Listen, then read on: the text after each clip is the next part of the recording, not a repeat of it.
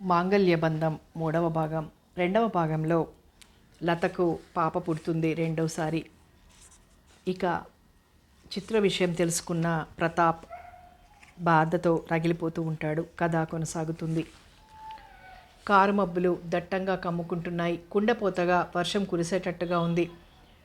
రాత్రి 2 గంటలైంది. వీధులన్నీ నిర్మానుష్యంగా ఉన్నాయి. నిద్ర పట్టని చిత్ర ఆరు బయట లాన్లో కూర్చుంది. లత పుట్టింటికి వెళ్ళిన దగ్గర నుంచి ఒంటరిగా ఆ బెడ్రూమ్లో పడుకోలేక మేడ కింది భాగంలో వరండాకు ఆనుకొని ఉన్న గదిలో పడుకుంటున్నాడు ప్రతాప్. చిత్ర లాన్లో నుంచి తన గదిలోకి వెళ్ళబోతూ ప్రతాప్ గది వైపు చూసింది. అతను టీపాయ్ మీద విస్కీ బాటిల్, ఐస్ ముక్కలున్న జగ్గు ఉన్నాయి. అతని చేతిలో గాజు గ్లాస్ ఉంది. ఆ గ్లాసులో ఉన్న ద్రవాన్ని గొంతులోకి వంపుకుంటున్నాడు ప్రతాప్. ఆ దృశ్యాన్ని చూస్తున్న చిత్రగుండెలు ఉద్వేగంతో ఎగిసిపడ్డాయి. సీసాలోని మిగిలిన ద్రవాన్నంతా మళ్ళీ గ్లాసులోకి వంచుకున్నాడు. చిత్ర బొమ్మలా అలాగే నిలబడింది. ఆమె చూస్తుండగానే ఆ గ్లాసు ఖాళీ చేశాడు. చిత్ర అతని గదిలోకి వచ్చింది. ప్రతాప్ నుంచి గుప్పున వాసన వేసింది చిత్రకు. బావా అంది చిత్ర ఉలికిపాటుగా. చిత్ర వైపు తిరిగి చూశాడు ప్రతాప్. చిత్రను చూడగానే అతని కనుబొమ్మలు ముడిపడ్డాయి. చిత్ర, ఈ టైంలో ఇక్కడికెందుకు వచ్చావు అన్నాడు. నీతో లేచిపోవడానికి మాత్రం కాదు బావా అంది చిత్ర విషాదంగా నవ్వుతూ. చిత్ర చూపుల్లో చూపులు కలపలేక బాధగా తలదించుకున్నాడు ప్రతాప్.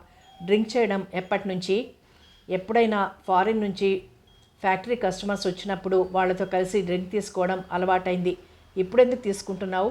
నిద్ర రావటం లేదు. ఎందుకని? ఏమో తెలియదు. నన్ను గురించి ఆలోచిస్తున్నావా? ప్రతాప్ సమాధానం చెప్పలేదు. నిన్ను గురించి ఆలోచించే తీరిక ఉందా బావా నీకు? అబద్ధం చెప్పమంటావా, నిజం చెప్పమంటావా? అబద్ధం ఎందుకు, నిజమే చెప్పు. లత ప్రేమలో నిన్ను గురించి ఆలోచించడం మర్చిపోయాను. నువ్వు నన్నెంతగా ప్రేమిస్తున్నావో, నీ ప్రేమ ఎంత విలువైందో అర్థమైన తర్వాత అనుక్షణం నిన్ను గురించి ఆలోచిస్తున్నాను. ఇలా డ్రింక్ చేస్తున్నా?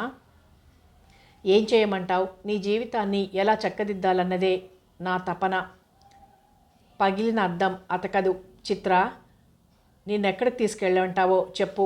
ఎక్కడికి వద్దు. నీ ఆలోచనలతో నాకు మతిపోతుంది. లతను ఒప్పించి నిన్ను కూడా పెళ్లి చేసుకుంటాను. నిషాలో మాట్లాడుతున్నావా? నిషాలో కాదు, నిజంగా చెబుతున్నాను. నువ్విలా మూడువారిన జీవితాన్ని అనుభవిస్తుంటే నేను స్వర్గసుఖాలు అనుభవించలేను. నిన్ను పెళ్లి చేసుకుంటాను అంటూ చిత్ర చేతిని పట్టుకున్నాడు. చిత్ర ప్రతాప్ని విసిరికొట్టింది. చిత్ర, నీ ప్రేమ ముందు నేను ఓడిపోయాను. లతను ఒప్పించి నువ్వు కోరుకునే జీవితాన్ని నీకు అందిస్తాను అంటూ చిత్ర చేతిని అందుకొని ఆమెను బలంగా తన దగ్గరకు లాక్కున్నాడు. బావా, ఏమిటిది? నిషాలో వివేకం కోల్పోతున్నావు. నువ్వేం మాట్లాడుతున్నావో, ఎలా ప్రవర్తిస్తున్నావో అర్థమవుతోందా అంది కోపంగా. ఒంట్లోని ఆల్కహాల్ ఇచ్చే నిషాలో ప్రతాప్ నోటి నుంచి వచ్చే మాటలు ముద్దగా తడబడుతున్నట్లుగా ఉన్నాయి. ఆల్కహాల్ బాగా ఎక్కువగా తీసుకోవటం వలన కళ్ళు ఎర్రబారాయి. నిషాలో మునిగిన అతనికి లత, బాబు, పాప ఆ క్షణంలో ఎవ్వరూ గుర్తుకు రాలేదు. మనసు చంపుకునైనా తనే చిత్ర జీవితాన్ని చక్కదిద్దాలన్నదే అతని ధ్యాస. చిత్ర ఏడుస్తోంది. ఏడుస్తున్న చిత్రను దగ్గరగా వెళ్ళి ఆమెను పొదివి పట్టుకొని తన చేత్తో ఆమె కన్నీటిని తుడిచాడు. ఆమె ముంగురులను సవరించాడు. లాలనగా హృదయానికి హత్తుకున్నాడు. చిత్రను ఓదార్చాలన్న ఉద్దేశం తప్ప ఆ క్షణంలో అతనికి మరో ఆలోచన లేదు. కానీ చిత్ర అతన్ని అపార్థం చేసుకుంది. తాగిన నిషాలో అతను తనను దగ్గరకు తీసుకుంటున్నాడు అనుకుంది. భయంతో చిగురుటాకులా వణికిపోయింది. బలాన్నంతా కూడదీసుకుని కోపంగా శక్తి కొద్దీ అతన్ని దూరంగా నెట్టింది. ఆమె చేతికున్న ఎరుపు రంగు మట్టిగాజులు పగిలి ముక్కలయ్యాయి. చిత్ర అంత కోపంగా ఎందుకు ప్రవర్తించిందో ప్రతాప్కి అర్థం కాలేదు. ఆ గదిలో నుంచి ఎవరో తరుముకొస్తున్నట్లుగా బయటకు పరిగెత్తుకొచ్చింది చిత్ర. లత పుట్టింటి నుంచి వచ్చి వారం రోజులైంది. పాప పనులు చూడటానికి లత వద్దని ఎంత గొడవ చేసినా వినకుండా ప్రతాప్ ప్రత్యేకంగా ఆయాను కుదిర్చాడు.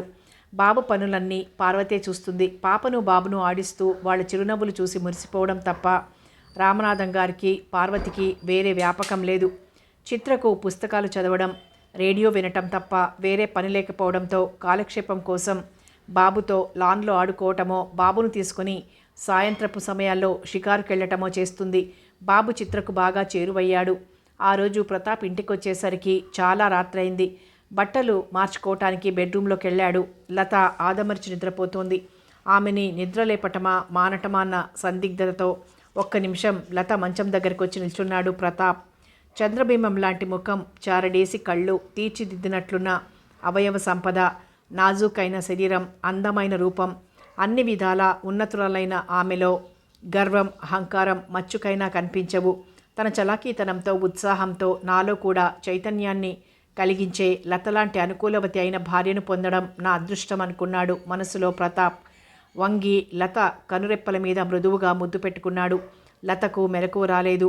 ఆమెను డిస్టర్బ్ చేయడం ఇష్టం లేక అతను నిద్ర లేపకుండానే వెళ్ళి టేబుల్ మీద సర్దిపెట్టి ఉంచిన భోజనాన్ని తనే వడ్డించుకుని తిన్నాడు.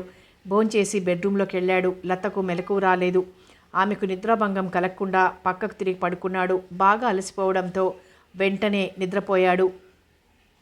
ఆ రెండో రోజు కూడా ప్రతాప్ ఇంటికి వచ్చేసరికి లత నిద్రపోతోంది.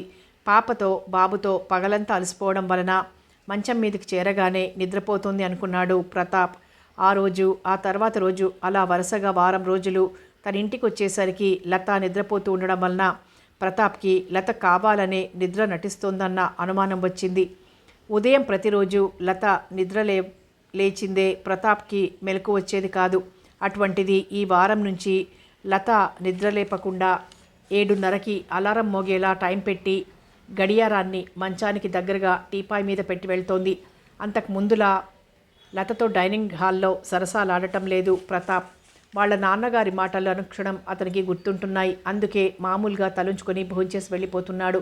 లత కూడా ముభావంగా ఉండటం, తనతో కలిసి భోంచేయకుండా తనకు మాత్రమే వడ్డించటం, ఇవన్నీ లతకు తన మీద కోపం వచ్చిందని చెప్పకనే చెబుతున్నాయి.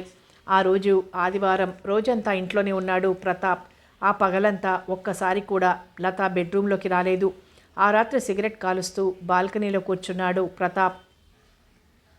అతని మనసు వాయుగుండం పడిన సముద్రంలా ఉంది. లత ఎందుకలా ముభావంగా ఉంటోంది? లత కోపానికి కారణమేమిటి అన్న ప్రశ్నలకు ఎంత ఆలోచించినా సమాధానాలు దొరకటం లేదు. తను పెళ్ళైన తర్వాత ఒక్కసారి కూడా ఏ కారణంగానూ లత మీద కోపం తెచ్చుకోలేదు. కారణం లేకుండా లత తనతో అంత ముభావంగా ఉండదు. ఆ రాత్రి లత కోపానికి కారణం తెలుసుకోవాలనుకున్నాడు. నిండు పున్నమి వెన్నెల కన్నెపిల్ల పరువంలా మెరిసిపడుతోంది. లాన్లో ఉన్న రకరకాల పూల మీద నుంచి తేలి వస్తున్న చల్లటి చిరుగాలి మనసుకి ఆహ్లాదాన్ని కలిగిస్తోంది. నైట్ క్వీన్ పరిమళం మనసుని మత్తుని కలిగిస్తోంది. చివరంటా కాలిన సిగరెట్ వేలిని చురుక్కుమనిపించింది. ఆలోచనల నుంచి తేరుకున్న ప్రతాప్ లేచి బెడ్రూమ్లోకి వచ్చాడు. లత డ్రెస్సింగ్ టేబుల్ ముందు నిలబడి బొట్టు పెట్టుకుంటోంది. ప్రతాప్ వెనుకగా వెళ్ళి లత భుజాల చుట్టూ చేతులేసి ఆమె ముఖాన్ని తన కవిముఖంగా తిప్పుకోబోయాడు. విసురుగా అతని చేతుల్ని నెట్టేసింది లత. ఊహించని ఆ తిరస్కారానికి అవాక్కైపోయాడు ప్రతాప్. లత బొట్టు పెట్టుకొని వారపత్రిక చదువుతూ సోఫాలో కూర్చుంది. ప్రతాప్ లత పక్కనే కూర్చుంటూ ఎందుకంత కోపంగా ఉన్నావు అన్నాడు. లత మాట్లాడకుండా తల తిప్పి కూడా చూడలేదు. నీ కోపానికి కారణం చెప్పకపోతే ఎలా లత? నాకు కోపము లేదు, తాపము లేదు అంది లత. ఏదీ లేకపోతే ఎందుకలా ఉన్నావు? ఎలా ఉన్నాను? సత్యభామలా ఉన్నావు. సత్యభామను మీరు చూశారా? నిన్ను చూస్తుంటే శ్రీకృష్ణుడంతటి వాడిని కోపంతో కాలుతో తన్నిన సత్యభామ ఇలాగే ఉంటుంది కాబోలు అనిపిస్తోంది. సత్యభామ మీద కృష్ణుడికి అంత ప్రేముంది. నీ మీద నాకంతకంటే 1000 రెట్లు ఎక్కువ ప్రేముంది. కళ్ళెత్తి చురుగ్గా భర్త వైపు చూసింది లత. ఆ చూపుల్లోని భావం ఎంత ఆలోచించినా ప్రతాప్కి అర్థం కాలేదు. మరీ అంత కోపంగా చూడకు, నాకు భయమేస్తుంది అన్నాడు ప్రతాప్ హాస్యంగా నవ్వుతూ. ప్రతాప్ అతను దగ్గరగా జరిగి ఆమె భుజం మీద చేయేశాడు. నన్ను విసిగించకండి అంది లత విసుగ్గా. ప్రతాప్కి కారణం లేని లత కోపం విసుగనిపించినా ఆ విసుగుని పైకి కనిపించనీయకుండా, కారణం చెప్పకుండా ఇలా చిరుబురులాడితే నీ కోపానికి కారణమేమిటో నాకెలా తెలుస్తుంది చెప్పు అన్నాడు అనునయంగా. ఏముందని చెప్పమంటారు అంటూ విసుగ్గా పుస్తకం సోఫా మీద గిరాటేసి మంచం వైపు నడిచింది లత. లతలో చాలా మార్పు వచ్చింది. ప్రతాప్ ఇంటికి వచ్చేసరికి అభిసారికలా అలంకరించుకొని అతని రాక కోసం ఎదురుతెన్నులు చూస్తూ నిల్చునేది ఎంత రాత్రైనా. అటువంటిది ప్రతిరోజు అతను వచ్చేసరికి నిద్రపోతోంది. ప్రతాప్ 8 గంటలకు ఇంటికొచ్చినా వేరే బెడ్రూమ్లో నిద్ర నటిస్తూ పడుకునుంటుంది. ఉదయము అంతే. లతలో మార్పు వచ్చిన దగ్గర నుంచి అతన్ని గడియారమే నిద్ర లేపుతోంది. లతలో ఒక్కసారిగా అటువంటి మార్పు ఎందుకు వచ్చిందో ఎంత ఆలోచించినా అర్థం కావటం లేదు. తరచి అడిగినా లత కారణం చెప్పలేదు. చిత్ర విషయమే మనసును శాంతి కరువు చేస్తే ఇప్పుడు లత విషయం మరో సమస్య అయింది. ఆమె గాఢ పరిష్వంగంలో తృప్తిగా నిద్రపోయే ప్రతాప్కి ఆ అనుభూతి కరువైంది. చిలిపి మాటలతో శృంగార చేష్టలతో మురిపించే లతతో మాటలే కరువయ్యాయి. ఇంట్లో లత అందరితో మామూలుగానే ఉంటుంది, తనతో మాత్రమే అలా ఎందుకు ప్రవర్తిస్తుంది అన్న ప్రశ్నకు సమాధానం దొరకటం లేదు. అతనికి ఎందుకు అలా ఉంటున్నావు, కారణం చెప్పమని ప్రాధేయపూర్వకంగా అడిగాడు, కోపంతో అడిగాడు. అయినా ఆమె నుంచి సమాధానం లేదు. ఇంట్లోకి అడుగు పెట్టాలంటేనే విసుగ్గా ఉంటుంది అతనికి. మూర్తిభవించిన ప్రేమదేవత చిత్ర ఒకవైపు, ప్రేమించి పెళ్లి చేసుకున్న లత మరోవైపు మానసికంగా అతన్ని చిత్రవదకు గురి చేస్తున్నారు. రోజులు జరిగిపోతున్నాయి. యాంత్రికమైన జీవితానికి అలవాటు పడ్డాడు ప్రతాప్. సాధ్యమైనంత ఎక్కువ సమయాన్ని బయటే గడుపుతున్నాడు. బెడ్రూమ్లో కూడా భార్యాభర్తల మధ్య సామరస్యం కొరబడింది. ప్రతాప్ ఎంతో ప్రేమగా లతను చేతుల్లోకి తీసుకుపోయినప్పుడు కోపంతో అతని చేతుల్ని విదిలించి కొట్టేది లత. అలా ప్రతిసారి ఆమె నుంచి నిరసన భావం ఎదురు కావడంతో ప్రతాప్లో పొంగే ఆవేశం పొంగుతున్న పాల మీద నీళ్లు చిలకరించినట్లుగా చల్లారిపోయేది. రాను రాను ఆమెను దగ్గరకు తీసుకోవటమే మానేశాడు. ఒక్కోసారి ఆమె అర్థం లేని కోపం అతనికి అసహ్యాన్ని కలిగించేది. భార్యాభర్తల విషయం పెద్దవాళ్లకు తెలియదు. ముసురుకుంటున్న ఆలోచనలతో ఇక నిద్రకు దూరమైంది. ప్రతాప్ బొంబాయి వెళ్ళి 4 రోజులైంది, ఇంకా రాలేదు. లతతో పెళ్ళైన తర్వాత అన్ని రోజులు దూరంగా ఉండటం అదే మొదటిసారి. శారీరకంగా భర్తకు దూరంగా ఉంటున్న అతనితో కలిసి పడుకోవటం, భోజనం వడ్డించడం, భర్త రాక కోసం ఎదురు చూడటంలో అంత దిగులనిపించలేదు. ఇప్పుడు 4 రోజులు పూర్తిగా కనిపించడం మానేసరికి పిచ్చెక్కినట్లుగా ఉంది. బాబును లత వాళ్ళమ్మగారు తీసుకెళ్లారు. పాప నిద్రపోతోంది. డైనింగ్ టేబుల్ దగ్గర ఎంగిలి పెదవులతో ఎంత చెప్పినా వినకుండా నన్నొచ్చి ముద్దు పెట్టుకునేవారు.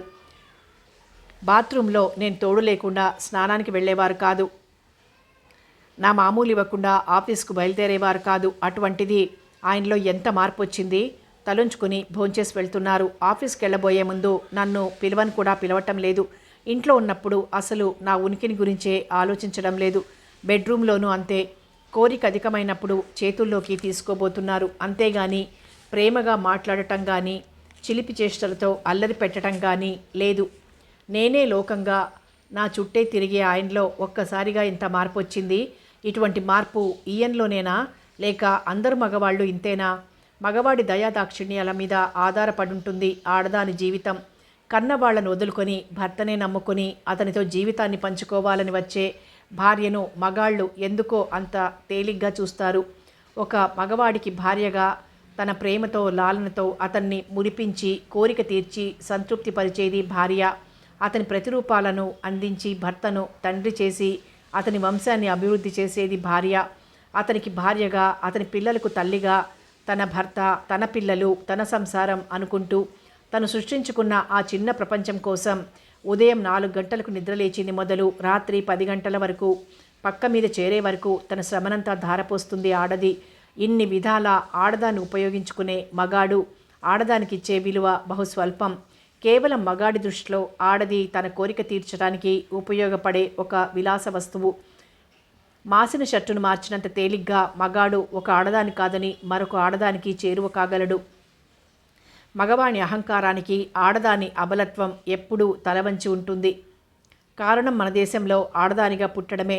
మగాడు 2 ఆడవాళ్లతో కాపురం చేస్తే అతను మగమహారాజని, అలా చెయ్యటం అతని జన్మహక్కని అంటుంది సమాజం. అదే పని ఆడది చేస్తే బరితెగించిన ఆడదంటూ ఈ సమాజం అటువంటి ఆడదాన్ని వెలివేస్తుంది. ఎక్కడుంది ఈ లోపం?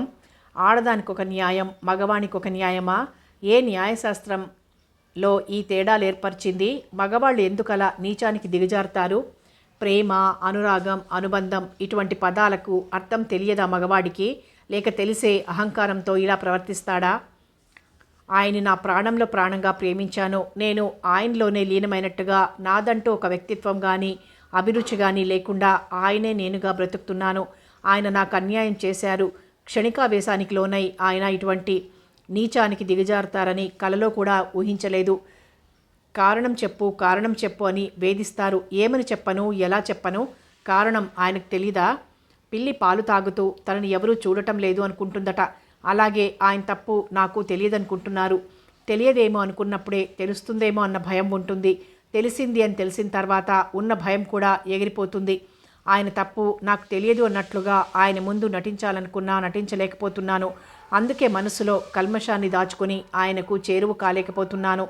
ఆయన నన్ను ప్రేమగా చేతుల్లోకి తీసుకున్నప్పుడు ఆ చేతుల మధ్య మరో ఆడది కూడా నలిగిపోయిందన్న నిజం నా మనసుని కాల్చివేస్తోంది. ఆయన ఎద మీద తలపెట్టి పడుకున్నప్పుడు ఆ మనసులో తాను మాత్రమే కాదు, ఎంతమందికైనా చోటుంటుంది అనుకోగానే ఒళ్ళంతా తేళ్ళు జరులు పాకినంత కంపరంగా ఉంటుంది. ఆత్మను వంచుకుని మనసును చంపుకుని ఆయనతో మనుగడ సాగించలేదు. ఇలా ఎంతకాలం? బయట తిరిగే మగాడు ఏం చేస్తున్నాడో ఇంట్లో ఉన్న ఆడదానికి ఏం తెలుసు? బయట మరో ఆడదానితో గడిపొచ్చి భార్యతో నువ్వే నా ప్రాణం, నువ్వే లోకం అని మోసం చేసే మగాళ్ళు ఎంతమంది లేరు? ఆడవాళ్లంతా నాలాగే ఆలోచిస్తే సగం మంది ఆడవాళ్ళు కాపురానికి నీళ్లు వదులుకోవాల్సిందే. ఈ బాధను నాలో దాచుకోలేను. ఎందుకు ఇలా చేశారని ఆయన్నే అడుగుతాను. అప్పటికి కానీ ఈ సమస్యకు పరిష్కారం, నా మనస్సుకు ప్రశాంతత లభించవు అనుకుంది. అటువంటి నిర్ణయం తీసుకున్న తర్వాత మనసు చాలా తేలిక పడినట్లు అనిపించింది. మనసు తనువు కూడా భర్త స్పర్శానుభూతికి తహతహలాడుతుంటే బలవంతంగా నిద్రపోవాలని ప్రయత్నించింది లత. ఆ ఉదయమే ప్రతాప్ ఊరు నుంచి వచ్చాడు. రాగానే అతను కూడా పలకరించకుండా 2 నిమిషాలు పాపనెత్తుకుని స్నానం చేసి వెంటనే హడావిడిగా ఆఫీస్కి వెళ్ళిపోయాడు. వారం రోజుల తర్వాత ఇంటికొచ్చిన భర్త కనీసం తనను చూపులతో కూడా పలకరించకుండా, మాట్లాడకుండా, టిఫిన్ కూడా తినకుండా ఆఫీస్కి వెళ్ళిపోవడంతో కళ్ళల్లో నీళ్లు తిరిగాయి లతకు. ఏ పని చెయ్యాలని అనిపించలేదు. మామూలుగా వంట పనంతా అనసూయమ్మే చూసుకుంటుంది. భర్తకు ఇష్టం అనుకున్న 1-2 వంటకాలను మాత్రమే తను చేస్తుంది. తను చెయ్యకపోయినా వంటంతా అయిపోయే వరకు వంటగదిలోనే ఉండి కావలసినవి తయారు చేస్తోంది లత. వారం రోజుల నుంచి ఆఫీస్కి వెళ్ళకపోవడంతో ఊపిరి పీల్చుకోవడానికి కూడా తీరిక లేదు ప్రతాప్కి. పగలు భోజనం కూడా చెయ్యలేదు. క్యారియర్ తీసుకువెళ్ళడానికి ఆఫీస్ కుర్రాడు రాలేదు. భోజనానికి రమ్మని ఫోన్ చేస్తే వస్తానని రాలేదు ప్రతాప్. ఆ రాత్రి బాగా అలసిపోయి ఇంటికొచ్చాడు. టైం 10 గంటలు దాటింది. లత నిద్రపోతోంది. ప్రతాప్ బట్టలు మార్చుకుని డైనింగ్ టేబుల్ దగ్గరికి వచ్చాడు. వంటకాలన్నీ చల్లారిపోయి ఉన్నాయి. భోంచెయ్యాలనిపించలేదు. బెడ్రూమ్లోకి వెళ్ళాడు. టేబుల్ మీదున్న ఫ్లాస్క్లోని పాలుంచుకొని తాగాడు. తెల్లటి పక్క మీద పాలరాతి బొమ్మల, చెయ్యి తిరిగిన శిల్పి చెక్కిన శిల్పంలా అందమైన భంగిమలో పడుకుంది లత. ఆమెనలా చూస్తుంటే చాలా రోజుల నుంచి ఆమెకు దూరంగా ఉండటం వలన మనసు, తనువు ఆవిడ సాంగత్యం కోసం తహతహలాడాయి. ఆమె నుంచి రెస్పాన్స్ ఉండదన్న విషయం తెలిసి మౌనంగా పడుకున్నాడు. కళ్ళు మూసుకుని నిద్ర నటిస్తుందే గాని నిజానికి లత నిద్రపోవడం లేదు. భర్త తనను లాలనగా దగ్గరకు తీసుకుంటాడని ఎంతోసేపటి నుంచి ఎదురు చూస్తోంది. అతను తనను పట్టించుకోకుండా నిద్రపోవడంతో కోపం, బాధ, ఉక్రోషం, అవమానం అన్నీ ఒక్కమారుగా చుట్టుముట్టాయి లత మనసుని. తను పెద్దగా ఏడిస్తే భర్తకు మెలకు వస్తుందేమో అనుకుని తనలో తను కుమిలి కుమిలి ఏడుస్తూ పడుకుంది. రోజులు గడుస్తున్న కొద్దీ ప్రతాప్ లతల మధ్య దూరం పెరిగిపోతోంది. కారణం చెప్పకుండా విసిగిస్తున్న లతతో మాట్లాడాలంటేనే చిరాకుగా ఉంటుంది ప్రతాప్కి. తానుగా దూరంగా ఉంటూ నాకు చేరువ కానప్పుడు ఆయనలా నేను మాత్రం ఉండలేనా అన్న పంతం లతది. తనేం పొరపాటు చేశానని లత ఇలా సాధిస్తుంది అనుకుంటున్నాడు ప్రతాప్. తప్పు చేసింది ఆయన, అటువంటిది ఆయనే అంత బెట్టుసరిగా ఉంటున్నప్పుడు నేను మాత్రం ఎందుకు దిగజారాలి? ఆయన మనస్సులో నిజంగా నా మీద ప్రేమ ఉంటే ఇంతకాలం నాకు దూరంగా ఉండగలరా? అసలు నేనెందుకు బాధపడుతున్నాను అన్న విషయం కూడా తెలుసుకోకుండా ఎంత ధీమాగా ఉంటున్నారు అనుకుంటూ ఏమేమో ఊహించుకుంటూ లత మనసులో ఎంతో బాధపడుతోంది. భర్త స్పర్శానుభూతికి దూరంగా ఉండక తనే అతనికి చేరువ కావాలనుకుంటూనే చేరువ కాలేకపోతోంది ఏ రోజుకు ఆ రోజు. అందుకు కారణం ప్రతాప్ ఇంటికి రానంత వరకు అతని కోసం ఎంతో ఆతృతగా ఎదురు చూస్తుంది. తీరా వచ్చిన తర్వాత ప్రతాప్ ఏం మాట్లాడకపోవడంతో ఆమె మౌనం వహిస్తుంది. మానసికంగా తనలో తను కుమిలిపోతున్న ప్రతాప్ జ్వరం వచ్చి లేచిన మనిషిలా తయారయ్యాడు. దానికి తోడు బిజినెస్ వ్యవహారాల్లో ఒక్క నిమిషం తీరటం లేదు. ఇప్పుడు ప్రతాప్ లత అతిగా ప్రవర్తించకపోవడంతో చిత్ర మనసుకు కాస్త ఊరటగా ఉంటోంది. అనసూయమ్మ మనసు తేలిక పడింది. భార్యాభర్తలు ఎడముఖం పెడముఖంగా ఉంటున్నారనుకోవటం లేదు. రామనాథం గారి దంపతులు తను చెప్పిన విషయాలను కొడుకు అర్థం చేసుకున్నాడని మనసులో తృప్తి పడుతున్నారు రామనాథం గారు. అలా ఎవరికి తోచిన విధంగా వాళ్ళు ఆలోచించుకుంటున్నారు. రోజులు గడుస్తున్న కొద్దీ భర్తకు దూరంగా ఉండడం సాధ్యం కావటం లేదు లతకు. అతనికి దూరంగానూ ఉండలేకపోతోంది, చేరువ కాలేకపోతోంది. అడకత్తెరలో పోకచెక్కలా నలిగిపోతోంది. కావాలని ఒక్క నిమిషం తీరిక లేకుండా ఏదో ఒక వ్యాపకాన్ని కల్పించుకుంటున్నాడు ప్రతాప్. పగలంతా బాగా అలసిపోయి రాత్రి పొద్దుపోయిన తర్వాత ఇంటికొస్తున్నాడు. బెడ్రూమ్లోకి వెళ్ళటమే ఆలస్యం. వెంటనే నిద్రపోతున్నాడు. బొంబాయి నుంచి కస్టమర్స్ రావడంతో ప్రతాప్ ఇంటికి వచ్చేసరికి టైం రాత్రి 11 గంటలు దాటింది. కారు గ్యారేజ్లో పెట్టి లోపలికి వెళ్ళబోతూ లాన్లో ఎవరో కూర్చున్నట్టు అనిపించి ఒకవేళ లత తన కోసం అక్కడ ఎదురు చూస్తూ కూర్చుందేమో అన్న అనుమానంతో లోపలికి వెళ్లకుండా అటువైపు నడిచాడు. నిండు పున్నమి వెన్నెలలో ప్రకృతి వెండి జలతారు మేలిముసుగు ధరించినట్లుగా ఉంది. వెన్నెలలో విరగబూసుకున్న నందివర్ధనం పూలు, మల్లెపూలు నక్షత్రాల్లా మెరుస్తున్నాయి. ఆ వెన్నెల కాంతిలో ఖరీదైన చీర కట్టుకొని తలస్నానం చేసిన జుట్టును జడల్లకుండా తెల్ల రిబ్బన్ కట్టి వదిలివేయటం వలన జుట్టు వీపంతా పరుచుకొని ఉంది.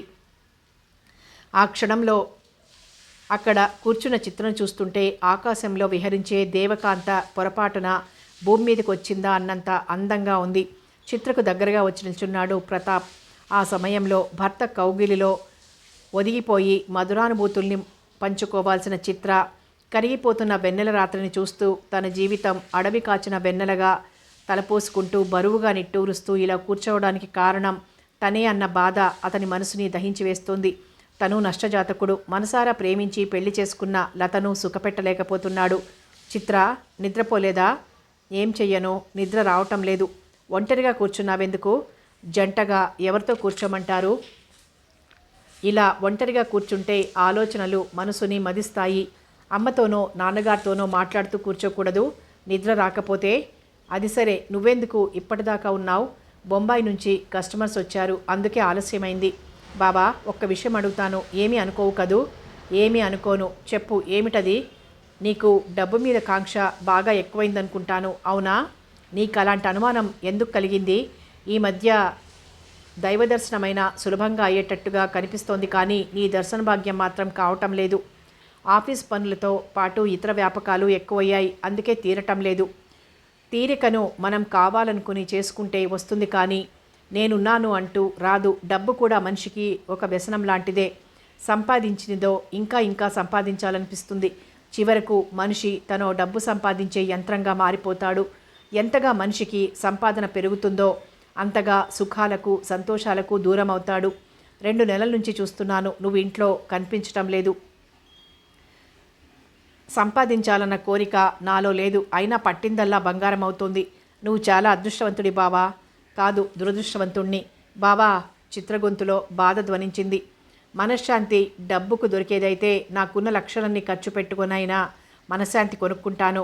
మనశ్శాంతి కరువైన తర్వాత ఎన్ని లక్షలుంటే మాత్రం ఏం ప్రయోజనం? తృప్తి అనేది ఉండాలి మనిషికి. ఏం చూసుకుని తృప్తి పడమంటావు? నీ భార్య బిడ్డల్ని చూసుకొని. చిత్ర, నువ్వు ఇలా ఉంటే నా మనసుకు శాంతి ఎలా ఉంటుంది చెప్పు? నువ్వు సంతోషంగా ఉన్న రోజే నా మనసుకు సంతోషం. నేను సంతోషంగా లేనని ఎందుకు అనుకుంటున్నావు బావా? అర్ధరాత్రి సమయంలో మనసులోని బాధతో నిద్రపట్టక ఇలా కూర్చోవటమేగా నీ సంతోషం అన్నాడు ప్రతాప్ బాధగా. బావా, రోజుకొక్కసారి నీ చిరునవ్వు ముఖం కనిపిస్తే చాలు. నా కళ్ళల్లో కోటి పున్నముల కాంతి వెల్లివిరుస్తుంది. నిన్ను చూసే అదృష్టం నాకున్నంత వరకు నాకే బాధ లేదు. అనంతమైన జలరాశిలా నిండి ఉంటుంది సముద్రం, కానీ ఆ నీటితో దప్పిక తీరదు. అనుభవించాలన్న ఆరాటం లేనప్పుడు దాన్ని చూసి ఆనందించటంలోనే తృప్తి ఉంటుంది. మాటలతో నన్ను మరిపించాలని చూస్తావు, కానీ సూటిగా సమాధానం చెప్పవు. నువ్వు సూటిగా సమాధానం చెప్పలేని ప్రశ్నలతో నన్ను బాధ పెడుతున్నావు. చిత్ర, నువ్వు నన్ను నిజంగా ప్రేమిస్తున్నావా? ఆ విషయం నీకు తెలియదా? నేను సుఖంగా ఉండాలని కోరుకుంటున్నావా? ఏమిటి బావా ఈ పిచ్చి ప్రశ్నలు? నీ సంతోషం కన్నా నాకు కావాల్సింది, నేను కోరుకునేది ఏముంటుంది చెప్పు? నా కోసం నువ్వు ఎటువంటి త్యాగమైనా చేయగలవా? నా ప్రాణాలు ఇయ్యమన్నా ఇస్తాను. నువ్వు నన్ను అమితంగా ప్రేమిస్తున్నావు. నన్ను కాదని మరో మగాడిని గురించి కల్లో కూడా ఊహించలేవు. ఆ విషయం నాకు తెలుసు. అయినా నువ్వు నా కోసం పెళ్లి చేసుకోవాలి. మొదట్లో ఎంతో బాధగా ఉంటుంది ఆ జీవితం అనుభవించడం. క్రమంగా భర్త పిల్లల గొడవల్లో గతాన్ని మర్చిపోతావు, సుఖంగా ఉంటావు. చిత్ర, నా కోసం నువ్వింత త్యాగం చేసి ఇలా అవివాహితగా ఉండిపోతే ఇటువంటి వెన్నెల రాత్రులను నేను మాత్రం నీ ఎదురుగా ఎలా ఆనందంగా అనుభవించగలను? బావా, ఇటువంటి త్యాగమా నువ్వు నన్ను చెయ్యమనేది? నిన్ను కాదని మరో వ్యక్తిని ఎలా పెళ్లి చేసుకోమంటావు బావా? నీకే అంకితమైన నా మనసులో ఇంకొకరికి ఎలా చోటివ్వగలను? నా చెక్కిళ్ళు, నా అధరాలు నీ స్పర్శను తప్ప మరొకరి స్పర్శను భరించలేవు. నిన్ను చూడగానే నా మనసులో సంతోషం ఉవ్వెత్తున పొంగే కడలి కెరటంలా ఎగిరి పడుతుంది. బాబా, మొగ్గ సహజంగా వికసించాలే గాని బలవంతంగా వికసింపచేయలేం. నువ్వు ఆనందంగా ఉండటం కోసం ఏం చేయమన్నా చేస్తాను కానీ ఈ పని మాత్రం నేను చెయ్యలేను అంది చిత్ర కన్నీటితో. ప్లీజ్ చిత్ర, నా కోసం. నో, పెద్దగా అరిచింది చిత్ర. ఇంకేం మాట్లాడలేకపోయాడు ప్రతాప్. చాలా రాత్రైంది, వెళ్దాంలే అంటూ లేచాడు ప్రతాప్. అతన్ని అనుసరించింది చిత్ర. అప్పటి వరకు బాల్కనీలో కూర్చొని భర్త రాక కోసం, తర్వాత వాళ్ళిద్దరూ లాన్లో కూర్చొని మాట్లాడుకోవడం అంతా లత గమనిస్తూనే ఉంది. చిత్ర మీద లతకెప్పుడూ అనుమానం కలగలేదు. వాళ్ళిద్దరూ ఎప్పుడో నెలకొకసారి మాట్లాడుకుంటారు అంతే. వాళ్ళిద్దరి మీద కొద్ది రోజుల క్రితం అనుమానం ఏర్పడింది. మొక్కగా మనస్సులో మొలకెత్తిన అనుమానపు బీజం శాఖోపశాఖలుగా మహావృక్షంలా పెరిగి చివరకు భార్యాభర్తల మధ్య ఎడబాటు కలిగించింది. నిండు పున్నమి రోజు ఆరు బయట తనతో గడపటం అంటే ఎంతో ఇష్టం ఆయనకు అనుకుంటూ ఆ జ్ఞాపకాలు నెమరు వేసుకుంటూ భర్త కోసం ఎదురుచూస్తూ బాల్కనీలో కూర్చుంది లత. కారు గ్యారేజీలో పెట్టి ప్రతాప్ లోపలికి రాబోవటం చూసి లేచి బెడ్రూమ్లోకి వచ్చి పడుకుంది. నిమిషాలు గడిచిపోతున్నాయి. భర్త వచ్చిన అలికిడి లేదు. రాగానే బాత్రూంలోకి వెళ్ళి స్నానం చేసి బట్టలు మార్చుకుంటే గానీ భోజనానికి కూడా వెళ్ళడు ప్రతాప్. అటువంటిది అర్ధగంట అయినా అతను లోపలికి రాకపోవటంతో బెడ్రూమ్లో నుంచి బాల్కనీలోకి వచ్చి పిట్టగోడ దగ్గరున్న కుర్చీలో కూర్చుంది లత. వెన్నెల్లో కూర్చున్న ప్రతాప్, చిత్ర అక్కడికి కనిపిస్తున్నారు లతకు. ఇంత రాత్రి చిత్ర ఒంటరిగా లాన్లో కూర్చోవడం, భర్త లోపలికి కూడా రాకుండా, తను చూస్తే ఏమనుకుంటానో అన్న అనుమానం కూడా లేకుండా చిత్ర ఎదురుగా కూర్చుని కబుర్లు చెప్పటం, ఇవన్నీ మండే మంటలో మరింత ఆజ్యం పోసినట్లయింది. నిమిషాలు లెక్క పెట్టుకుంటూ కూర్చుంది లత. వాళ్ళు కనిపిస్తున్నారు కానీ వాళ్ల మాటలు వినిపించటం లేదు. లత కళ్ళ వెంట నీళ్లు ధారాపాతంగా కారిపోతున్నాయి. ఆడది ఏ బాధ అయినా భరించగలదు, కానీ తను ప్రాణంగా ప్రేమించే భర్త మనస్సులో మరో ఆడదానికి కూడా చోటుందేమోనన్న అనుమానాన్ని భరించలేదు. అనుమానమే నిజంగా మారి కళ్ల ముందు కనిపిస్తుంటే ఏ ఆడది మాత్రం సహించగలదు? చదువు సంస్కారం ఉన్న ఆడదైనా ఆ క్షణంలో వివేకాన్ని మర్చిపోతుంది.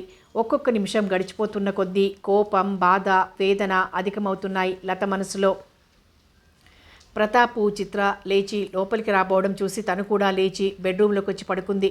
రోజులాగే ఆ రోజు కూడా లత నిద్రపోతుంది అనుకున్న ప్రతాప్ వికలమైన మనసుతో భోజనం కూడా చేయకుండా అలసటగా మంచం మీద వాలిపోయాడు. భర్తను చిత్రతో మీకున్న అనుబంధం ఎటువంటిది అని నిలదీసి అడగాలనుకుంది. సభ్యతా సంస్కారాలు అడ్డొచ్చాయి. వాళ్ళిద్దరూ మేనత్త మేనమామ పిల్లలు. ఇద్దరూ చిన్నతనం నుంచి కలిసిమెలిసి పెరిగారు. ఇద్దరూ మాట్లాడుకుంటూ కూర్చుంటే తప్పేమిటి? అలా అని మనసుని సరిపెట్టుకోలేకపోతోంది. అదీగాక చిత్రకు ఈ ఇంట్లో చాలా విలువుంది. భర్తతో సహా ఆ ఇంట్లో ఉన్న వాళ్ళంతా చిత్ర నేల మీద నడిస్తే కందిపోతుందేమో అన్నంత అపురూపంగా చూస్తారు. తను చిత్రను అనుమానిస్తున్నాను అన్న విషయం తెలిస్తే అందరూ బాధపడతారు, నన్ను అసహించుకుంటారు. ఏం చెయ్యను? ఏడ్చి ఏడ్చి లత కళ్ళల్లో కన్నీళ్లు ఇంకిపోయాయి. మార్పు లేకుండా మరో 2 వారాలు గడిచిపోయాయి. లత మౌనం భరించరానిదిగా ఉంది ప్రతాప్కి. కావాలని కోరి పెళ్లి చేసుకున్నందుకు ఎందుకలా బాధపడుతుంది అన్న బాధ కూడా క్రమంగా అతని మనసులో చోటు చేసుకుంటోంది. విసుగు చెందిన ప్రతాప్ ఆ రోజు లత ఎందుకలా ప్రవర్తిస్తుందో కారణం తెలుసుకోవాలనుకున్నాడు. 8 గంటలకే ఇంటికొచ్చాడు. లత నిద్ర నటించడానికి వీల్లేకపోయింది. భోంచేసి సిగరెట్ కాలుస్తూ బెడ్రూమ్లో కూర్చున్నాడు. ఫ్లాస్కుతో పాలు తెచ్చి టేబుల్ మీద పెట్టి తలుపులు మూసి మంచం మీదకొచ్చి పడుకుంది లత. సిగరెట్ పెట్టె ఖాళీ అయింది. ప్రతాప్ లత వైపు తిరిగి, లత, చివరిసారిగా అడుగుతున్నాను, ఎందుకు ఇలా ప్రవర్తిస్తున్నావు? ఖంగుమంది ప్రతాప్ గొంతు. అతని గొంతులో వినిపించిన కరుకుదనానికి ఉలిక్కి పడింది లత. అనంతమైన భర్త ప్రేమనే చూసింది కానీ లత భర్త కోపాన్ని ఇంతవరకు రుచి చూడలేదు. ఆమెతో అంత కటువుగా మాట్లాడటం కూడా అదే మొదటిసారి. కళ్ళెత్తి భర్త వైపు చూసిన లతకు ఎర్రబారిన అతని కళ్ళను చూడగానే వెన్నులో నుంచి వణుకు పుట్టుకొచ్చింది. సమాధానం కావాలి నాకు. లత గొంతులో తడారిపోయినట్లుగా గొంతు పెగిలి మాట బయటికి రాలేదు. లత, నీ ప్రేమను చూసి ఇంతకాలం నీ ప్రేమ నిజమనుకొని భ్రమపడ్డాను. నువ్వు అవకాశవాదివి. నేనేదైనా పొరపాటు చేస్తే నీ మూలంగా నా మనసుకు కష్టం కలిగింది అని చెబితే నా పొరపాటును దిద్దుకుంటాను. కారణం చెప్పకుండా ఇలా ఎంతకాలం ఏడుస్తావు? నీకు ఆత్మాభిమానం ముఖ్యం కానీ నేను ముఖ్యం కాదు. నీకు నిజంగా నా మీద ప్రేముంటే ఇంతకాలం నాకు దూరంగా ఉండగలిగేదానివి కాదు. నీకేం తక్కువ చేశాను? సహనానికైనా ఒక హద్దు ఉంటుంది. ఆ హద్దు దాటితే మనిషి పశువుగా మారతాడు. నేను ఆ స్థితికి రాకముందే కారణం చెప్పు అన్నాడు కోపంగా ప్రతాప్. లత నోరు మెదపలేదు. లత, కారణం లేకుండా నీ ఇష్టం వచ్చినట్లు ప్రవర్తించడం నేను సహించలేను. నువ్వు ఇలాగే మూర్ఖంగా ప్రవర్తిస్తే మన మధ్య ఏర్పడిన ఈ దూరం చివరికి శాశ్వతమవుతుంది. ఏమండి అంది భయంగా లత. ఆమె కళ్ళల్లో గిర్రున నీళ్లు తిరిగాయి. ఏం బాధగా ఉందా? చెళ్ళున కొరడాతో వెన్ను మీద చరిచి బాధగా ఉందా అని అడిగితే ఏం సమాధానం చెప్పగలదు? నిన్నెంతగా ప్రేమిస్తున్నానో నీకు తెలుసు. ఏ కారణం లేకుండా నన్నెందుకు వేధిస్తున్నావు? నా మీద మోజు తగ్గిపోయిందా అన్నాడు వ్యంగ్యంగా ప్రతాప్. ఆ వ్యంగ్యాన్ని భరించలేకపోయిన లత, మోజు తగ్గిపోయింది మీకు అంది. నాకే నీ మీద మోజు తగ్గిపోతే నేను ఇలా ప్రాధేయపడాల్సిన అవసరం ఏముంది? భార్య అందించే సుఖాన్ని కూడా బజార్లో వెల చెల్లించి కొనుక్కోవచ్చు. ఇప్పుడు మీరేదో పవిత్రంగా ఉన్నట్టు అంది లత కన్నీళ్లతో. చర్రున చూశాడు భార్య వైపు ప్రతాప్. ఆ గదిలో ప్రతాప్ గొంతు ప్రతిధ్వనించింది. ఎందుకలా అరుస్తారు? మీరు పవిత్రంగా ఉంటున్నారా అన్న మాట అంటే ఉలికి ఎక్కువంట. బయట డబ్బుతో కొనుక్కునే సుఖాన్ని ఇంట్లోనే పొందుతున్నారుగా. ఇదేం ఇలా పొందుతున్నాను? ఎంత చక్కగా నటిస్తారండి. నువ్వు మాట్లాడేదేదో సూటిగా మాట్లాడు. ఇలా డొంకతిరుడుగా మాట్లాడి నా మతి పోగొట్టొద్దు. నా మాటలు అర్థం కాలేదా? అర్థం కాకనేగా అడిగేది. అర్థమయ్యేలా ఎలా చెప్పాలో నాకు అర్థం కావటం లేదు. నన్ను బాధ పెట్టడం తప్ప నీకు మనుష్యుల్ని మనసుల్ని అర్థం చేసుకోవడం కూడా తెలుసా? నిజమే, నాకు ఏదీ తెలియదు. అందుకే నన్నింత తేలిగ్గా మోసం చేయగలుగుతున్నారు. ఏమిటి నేను చేస్తున్న మోసం? ఇంతకంటే ఏం చెయ్యాలి? అసలు నేను చేస్తున్న మోసం ఏమిటి?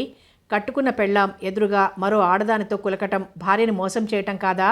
కరెంట్ షాక్లా తాకింది ఆ మాట ప్రతాప్ని. ఒక్క క్షణం ఆ షాక్ నుంచి తేరుకోలేకపోయాడు. లత, ఏమిటి నువ్వనేది? నీ కొంట్లో బాగుందా? నువ్వు మాట్లాడుతున్నదేమిటో నీకు అర్థమవుతోందా? నేను నిన్ను మోసం చేస్తున్నానా? నీ కళ్ళ ముందే మరో ఆడదానితో కులుకుతున్నానా?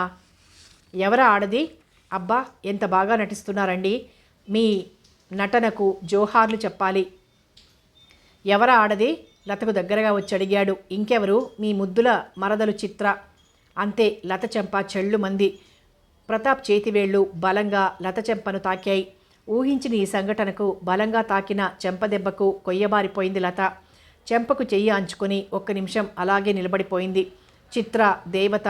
ఆమె పేరు ఎత్తడానికి కూడా నీలాంటి స్వార్థపరురాలికి అర్హత లేదు. ఆ దేవతని ఇంకొకసారి ఇలాంటి మాటలతో అవమానించావంటే మన మధ్యనున్న భార్యాభర్తల అనుబంధం కూడా తెగిపోతుంది. నాకంటే ఆయనకు చిత్ర ముఖ్యమా? ఆమె పేరు ఎత్తే అర్హత లేదా నాకు? ఆ వగలాడి ఆ కొంపలు ముంచే రాక్షసి ఈయన దృష్టిలో దేవత. చిత్రను ఆయన అంతగా ప్రేమిస్తున్నారా?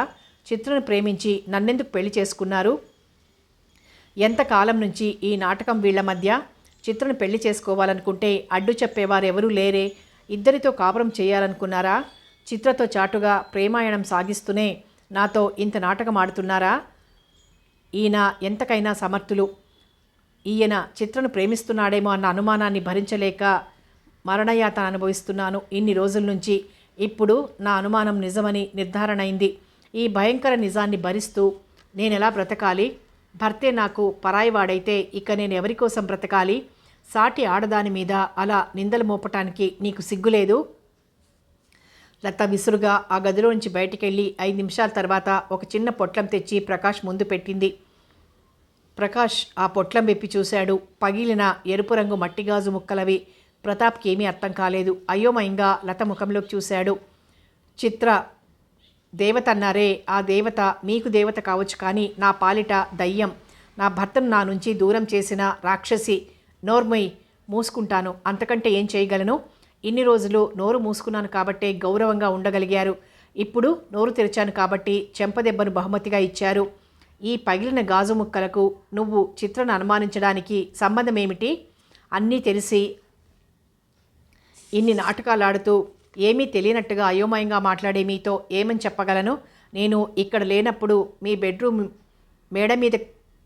మేడ కింద భాగంలోకి ఎందుకు మార్చుకున్నారు?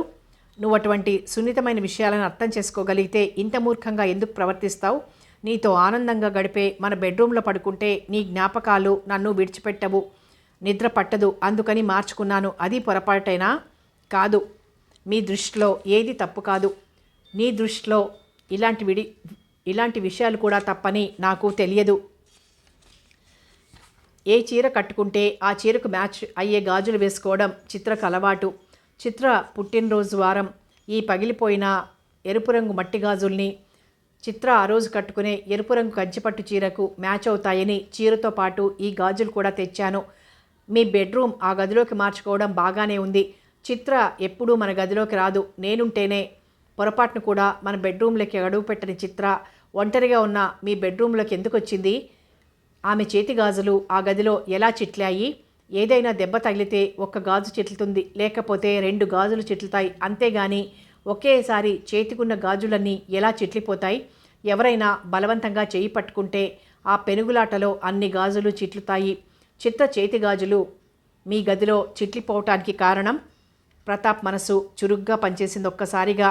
లత లేనప్పుడు జరిగిన విషయాలన్నీ సినిమా రీళ్లలా ఒకదాని తర్వాత ఒకటిగా మనసులో తిరిగాయి. ఆ రోజు తను బాగా డ్రింక్ చేయడం, ఆ అలవాటుకు బానిస కావద్దని చిత్ర తనకు నచ్చచెప్పడం, చిత్రని పెళ్లి చేసుకోమని తను కోరడం, చిత్ర ఆ పని చెయ్యలేనని ఏడ్వటం, ఆమెను ఓదార్చాలనే ప్రయత్నంలో తను చిత్రను చేతుల్లోకి తీసుకోవడం, చిత్ర మరొక విధంగా అపార్థం చేసుకొని తన నుంచి తప్పించుకోవాలన్న ప్రయత్నంలో తనను విదిలించటం, ఆ పెనుగులాటలో చిత్ర చేతిగాజులు చిట్లటం, ఆ దృశ్యాలన్నీ కళ్ల ముందు కనిపించాయి. ఆ విషయాలన్నీ లతకు చెప్పి ఆమెకు నచ్చజెప్పటం ఎలా అని ఆలోచిస్తూ మాట్లాడకుండా అలాగే నిల్చున్నాడు. మీ నాటకం నాకు తెలిసిపోయిందని భయపడుతున్నారా? ఏ కట్టుగదిలో నన్ను చెప్పి ఎలా నమ్మించాలని ఆలోచిస్తున్నారా? లేకపోతే ఈ గాజు ముక్కలు నాకు సాక్ష్యం చెప్పడానికి ఎలా వచ్చాయా అనుకుంటున్నారా? అంటూ ప్రశ్నవర్షం కురిపించింది లత. ఏ ఒక్క ప్రశ్నకు సమాధానం చెప్పలేదు ప్రతాప్. ఆలోచించడానికి కూడా శక్తి లేనట్లుగా అతని మెదడు మొద్దుబారిపోయింది. గాజు ముక్కల ఆధారంతో అనుమానించే లతతో నిజం చెప్పినా అర్థం చేసుకుంటుందన్న నమ్మకం ఏముంది? చిత్రను అనుమానించే లత ఈ విషయాలన్నీ విన్న తర్వాత ఆ అనుమానాన్ని మరింత బలపరుచుకుంటే అనుకుంటూ లతతో వాదనకు దిగటం ఇష్టం లేక మౌనంగా ఉన్నాడు. బెడ్రూమ్ కింద భాగంలోకి మార్చుకున్నారని తెలియగానే అనుమానం కలిగింది. ఆ అనుమానంతోనే ఆ గదిలోకి వెళ్ళాను. టేబుల్ కింద, మంచం కింద ఈ గాజు ముక్కలు కనిపించాయి. మీ బెడ్రూమ్లో చిత్ర చేతిగాజులు చిట్లటానికి కారణమేమిటి? చెప్పండి. నేను మీకేం అన్యాయం చేశానో? అంది ఏడుస్తూ లత. లత ఏడుపు చూస్తూ ఆమె మాటలు వినలేక ఆ రాత్రి టైంలోనే బయటికెళ్ళిపోయాడు ప్రతాప్. ఆ రోజు నుంచి లతతో మాట్లాడటమే మానేశాడు ప్రతాప్. లత ఆ గాజు ముక్కల ఆధారంగా భర్తను అనుమానించటం మొదలుపెట్టిన దగ్గర నుంచి ఏ రోజుకు ఆ రోజు ఆ అనుమానం మరింత బలపడుతోందే తప్ప తగ్గటం లేదు. ఒకే ఇంట్లో ఉంటున్న మంచి స్నేహితుల్లా ఉంటున్నారు. తనను లత అనుమానిస్తుందన్న విషయం చిత్రకు తెలియదు. రామనాథం గారి దంపతులకు తెలియదు. చిత్ర ఒంటరిగా ఉన్నప్పుడు తను చిత్రతో మాట్లాడితే లత అనుమానిస్తుందన్న విషయం ప్రతాప్కి తెలుసు. అయినా చిత్రతో మాట్లాడకుండా ఉండలేకపోతున్నాడు. తనను ప్రేమించి తనదానిగానే మిగిలిపోయిన చిత్రకు ఆమె కోరుకునే జీవితాన్ని అందించలేకపోయినా ఆమె మనస్సుకు శాంతినన్నా కలిగించాలన్న ఉద్దేశంతో రోజు ఏదో ఒక టైంలో చిత్రతో మాట్లాడుతున్నాడు. చిత్ర అల్పసంతోషి. ప్రతాప్ తనతో 5 నిమిషాలు మాట్లాడితేనే జీవితం చరితార్థమైనట్లుగా సంతోషిస్తుంది. ఇప్పుడు ప్రతాప్ రోజూ మాట్లాడటంతో అంతకుముందు చిత్ర మనసులో పేరుకుపోయిన నిర్లిప్తత, నిరాశ మాయమయ్యాయి. ఆ స్థానంలో సంతోషం, ఆనందం చోటు చేసుకున్నాయి. చిత్ర ముఖంలో వెల్లివిరుస్తున్న నూతన ఉత్సాహానికి కారణం ఏమిటా అని ఆలోచిస్తున్నారు రామనాథం గారి దంపతులు. చిత్ర మామూలుగా సంతోషంగా సరదాగా ఉండటంతో గుడ్డిలో మెల్ల అన్నట్లు మనసుకి కాస్త ప్రశాంతంగా ఉంది ప్రతాప్కి. కథ కొనసాగుతుంది.